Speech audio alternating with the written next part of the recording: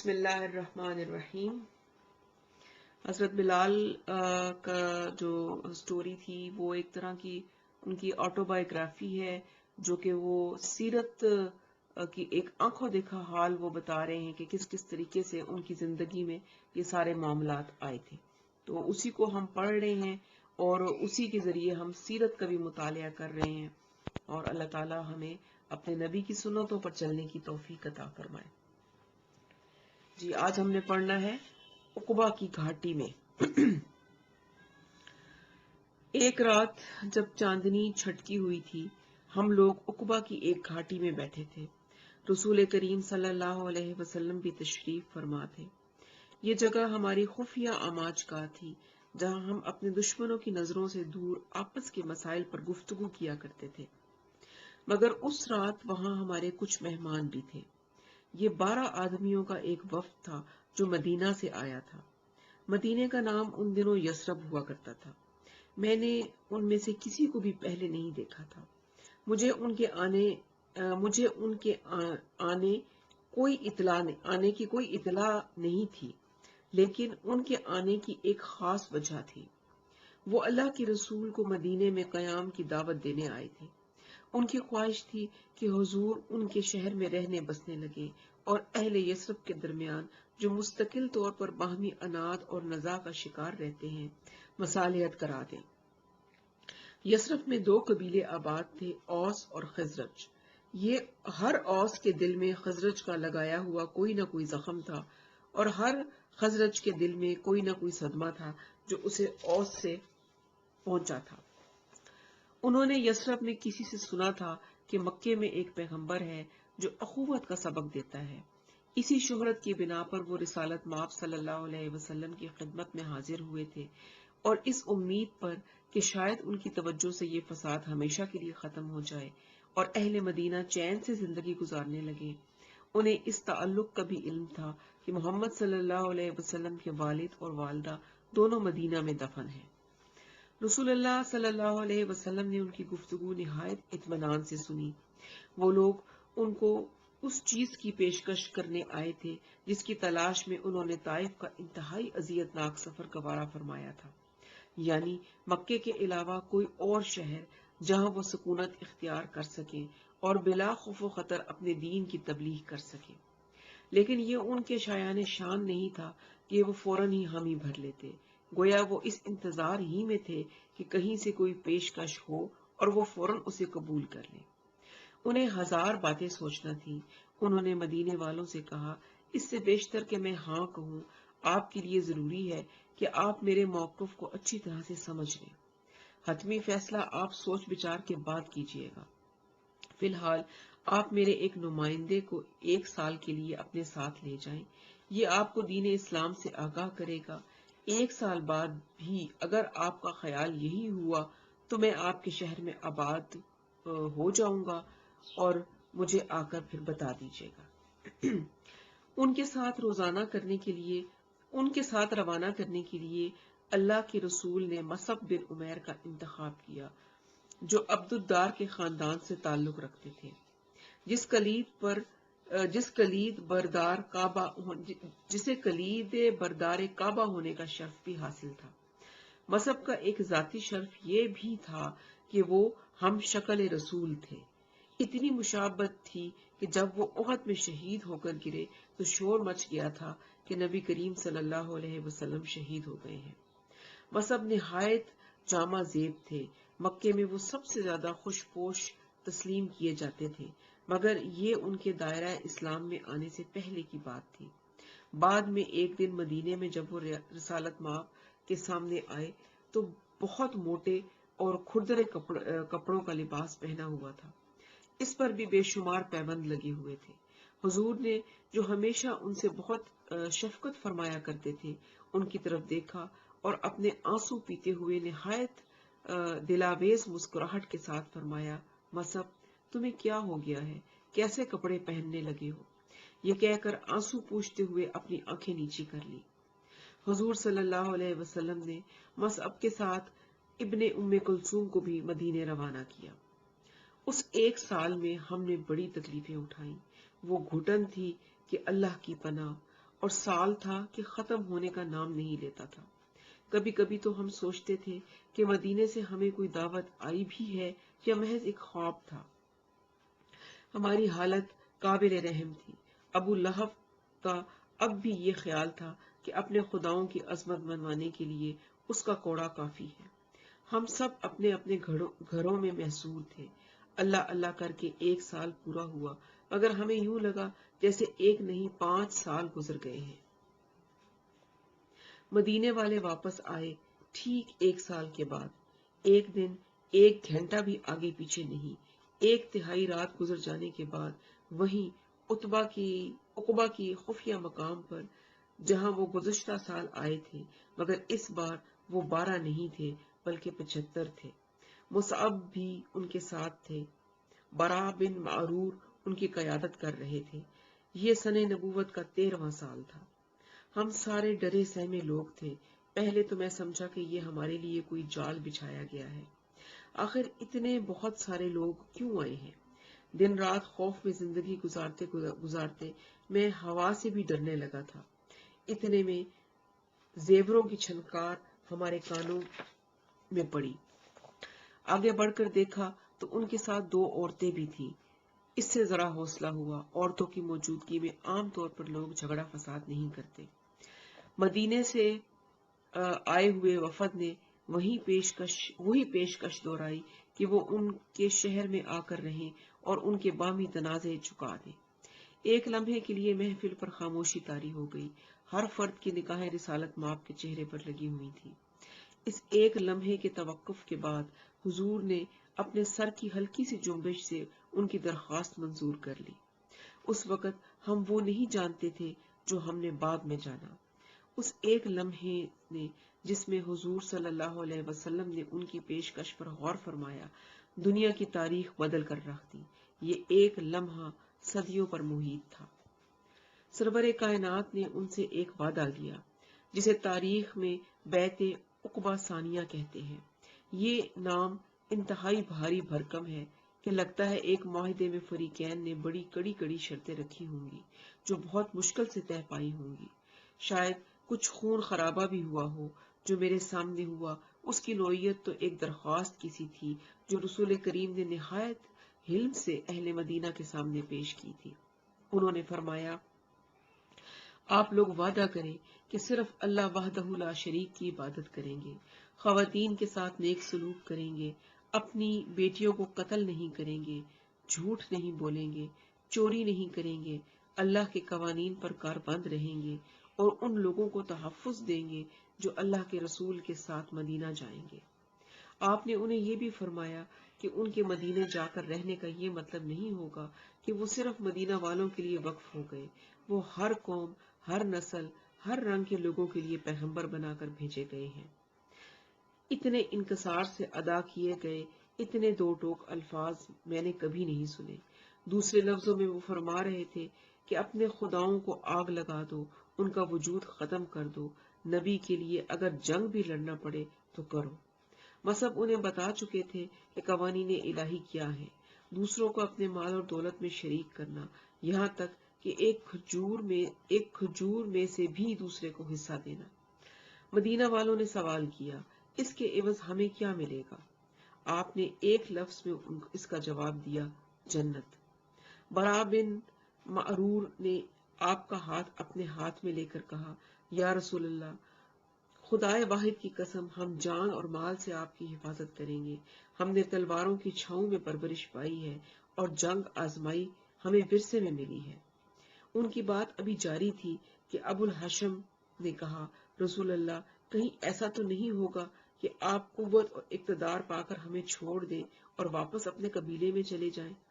حضور نے مسکرا کر جواب دیا، میرا خون تمہارا خون، تمہاری ذمہ داری میری ذمہ داری، تمہارا دشمن میرا دشمن، تمہارا دوست میرا دوست، میں تمہارا اور تم میرے۔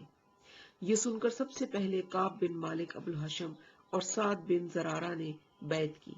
پھر آپ نے ہر شخص کے ہاتھ میں اپنا ہاتھ دیا اور خواتین کی بیعت سر کے اشارے سے قبول کی۔ اس وفد میں کئی نوجوان بھی تھے۔ اور ایک اور نوجوان، ان کا نام بھی معاذ تھا، 17-18 سال کی عمر، کیا سجیلا نوجوان تھا. مجھے اس کا وہ چہرہ آج تک یاد ہے. روشن سیاہ آنکھیں، سرخ اور سفید رنگت، چہرہ ایسا شگفتہ جیسے کوئی پھول کھلا ہو، دانت اتنے چمکدار کہ نور کی شعائیں پھوٹتی ہوں. یہ معاذ بن جبل تھے، جن کے بعد میں ہماری بڑی بڑی صحبتیں رہیں. وہ اسلام کے اتنے جید عالم بنے کہ امام الفقہا اور امام العلماء کہلائے. نبی کریم صلی اللہ علیہ وسلم نے ایک بار فرمایا تھا کہ معاذ قیامت کے دن علماء کے امام ہوں گے. اسی مناسبت سے انہیں امام العلماء کا لقب ملا. عمر فاروق نے اپنے دور خلافت میں ایک بار کہا تھا کہ اگر معاذ نہ ہو تو عمر ہلاک ہو جائے. سفر شام میں جابیہ کے مقام پر جہاں میں بھی موجود تھا، عمر فاروق نے خطبہ دیتے ہوئے کہا تھا جسے فقہ سیکھنا ہو وہ معاذ کے پاس جائے. یہ تھی بیعت عقبہ ثانیہ، جو عقبہ کے مقام پر پہاڑوں کے درمیان دریا کی ایک سوکھی گودی میں لی گئی. لیکن مجھ سابق غلام کا خیال ہے کہ ہم اس رات عقبہ کی اس گھاٹی میں نہیں بلکہ رب ذوالجلال کی رحمتوں کے جوار میں بیٹھے تھے. عقبہ کی اس بیعت کے بعد ہماری دنیا ہی بدل گئی. اب ہم ایک ٹولہ، ایک گروہ، ایک جماعت نہیں بلکہ ایک قوم، ایک ملت تھے.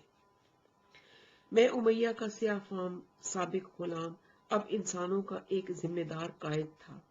میں جب یہ سوچتا ہوں تو دل ہی دل میں خوش ہوتا ہوں. اللہ مجھے کبھی تکبر نہ دے. مکے سے ہجرت کا معاملہ تھا اس وقت جب ہر شخص ہمارے خون کا پیاسا دکھائی دیتا تھا. شیر کے منہ سے نوالا چھیننے والی بات تھی. ایک مہم کے لیے مجھے قائد چنا گیا. چھپ چھپا کر مکے سے نکلنا تھا اور چھپتے چھپاتے مدینے پہنچنا تھا. اس ذمہ داری کے لیے ایک سابق غلام سے بہتر قائد اور کون ہو سکتا تھا، کیونکہ غلام کے تو خون میں فرار کی خواہش شامل ہوتی ہے.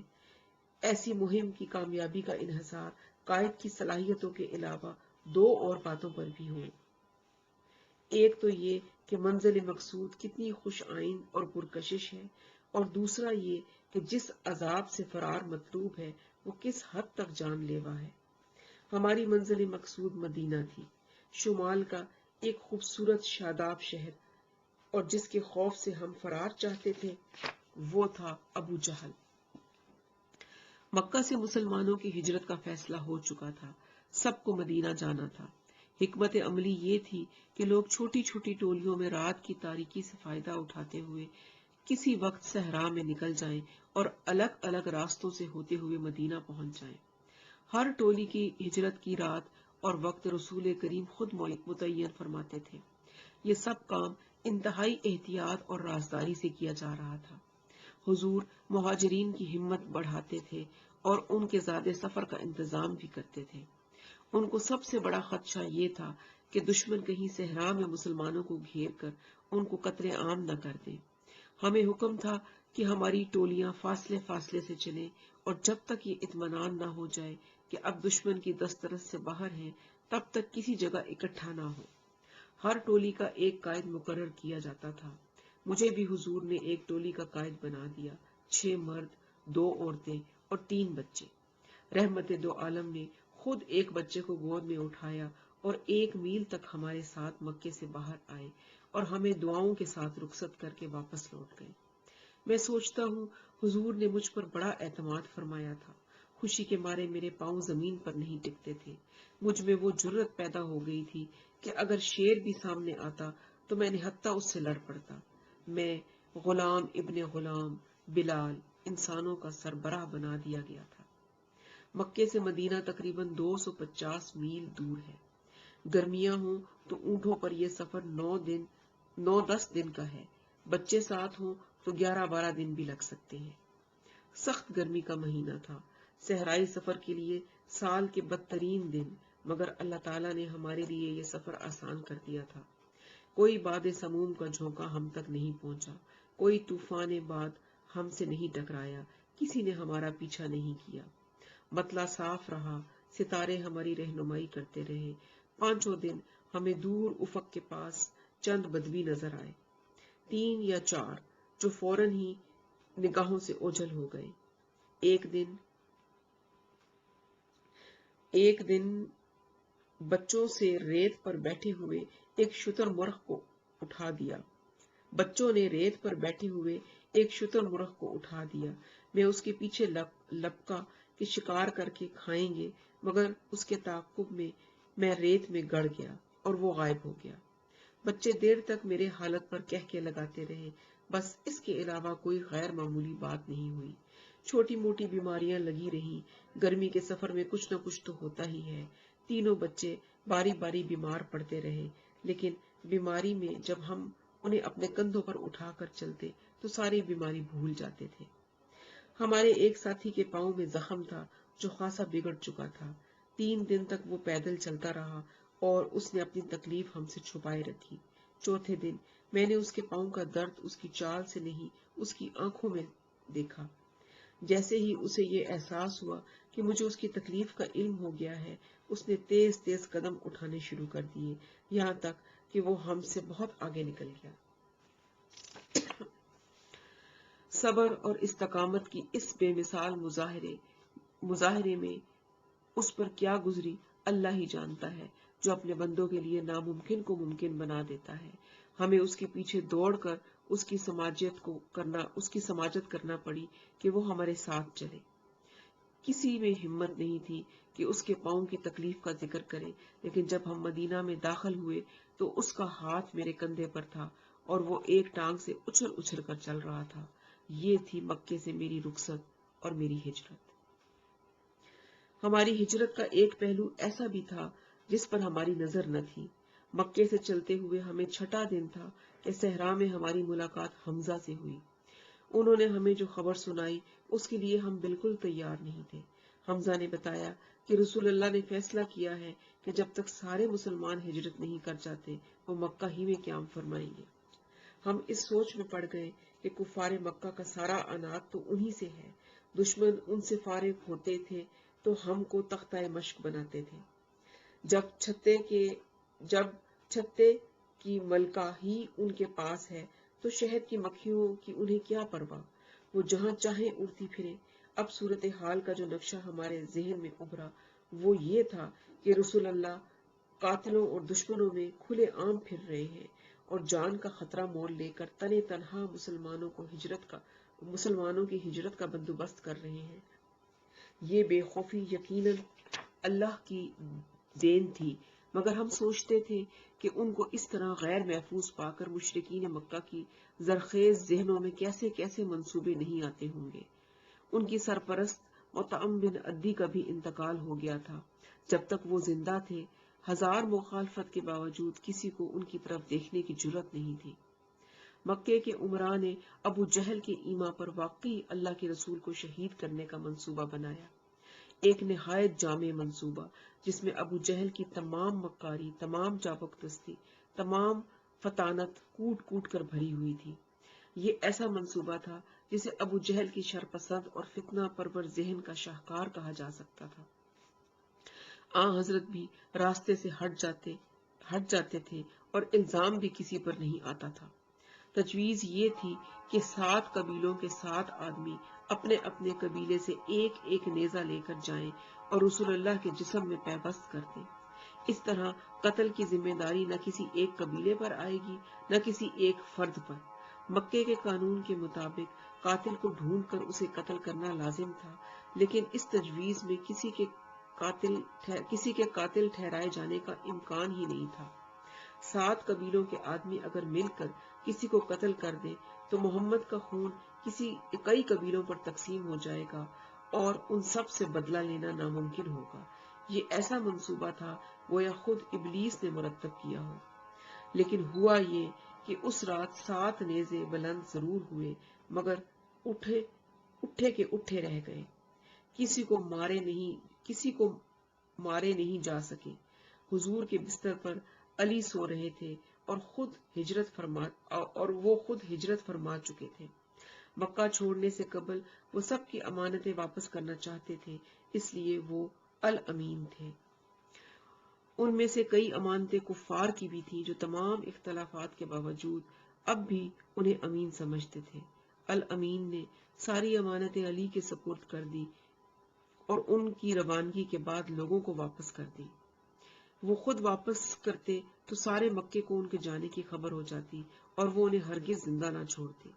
نہ واپس کرنے کا تو مکے کے امین کے یہاں سوال ہی نہیں پیدا ہوتا تھا۔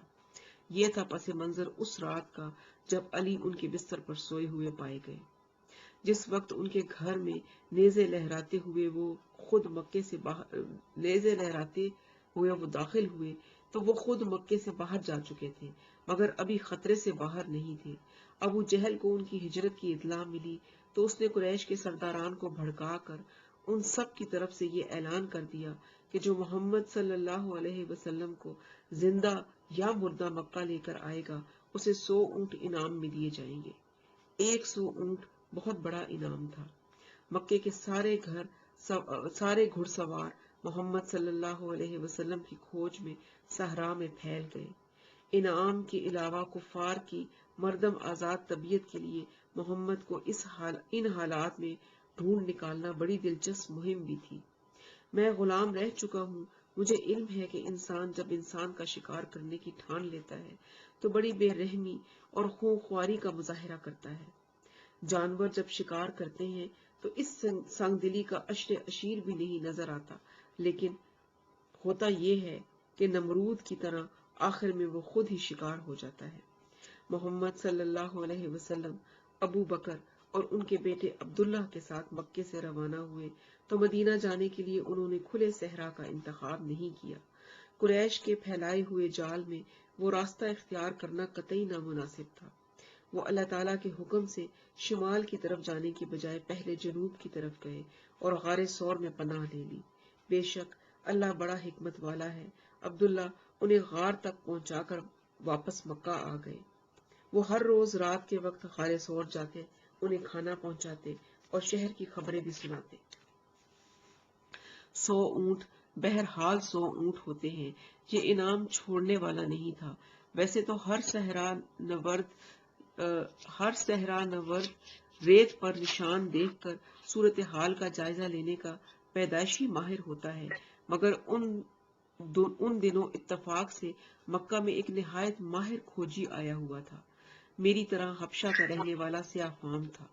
صحرائے عرب میں اس کی صلاحیتوں کا بڑا شہرہ تھا۔ کہتے ہیں وہ ہوا کو سونگھ کر اڑتے ہوئے پرندوں کی خبر دے دیا کرتا تھا، پتھروں پر قدموں کے نشان دیکھ لیتا تھا۔ اس کے دوست تو کہا کرتے تھے کہ وہ ہوا کو دیکھ بھی سکتا ہے۔ جب سب لوگ شمال کی طرف نکل پڑے تو یہ کھوجی واحد شخص تھا جو مخالف سمت میں جنوب کی طرف گیا۔ ابو جہل، امیہ اور ان کے ساتھی جنہوں نے اس کی خدمت حاصل کی تھی اسے حیرت سے دیکھ رہے تھے، مگر وہ ایک ہی فکرہ کہہ رہا تھا، میں خود نہیں جا رہا، کسی کے قدموں کے نشان مجھے ادھر لے جا رہے ہیں۔ ابو بکر نے یہ انتظام کر رکھا تھا کہ ہر روز ان کے آزاد کردہ غلام عامر بن فہیرہ ان کی بھیڑیں لے کر غار ثور تک جاتے اور واپس مکے آ جاتے۔ اس طرح بھیڑوں کے ریور سے عبداللہ کے آمد و رفت کے نشان مٹ جاتے۔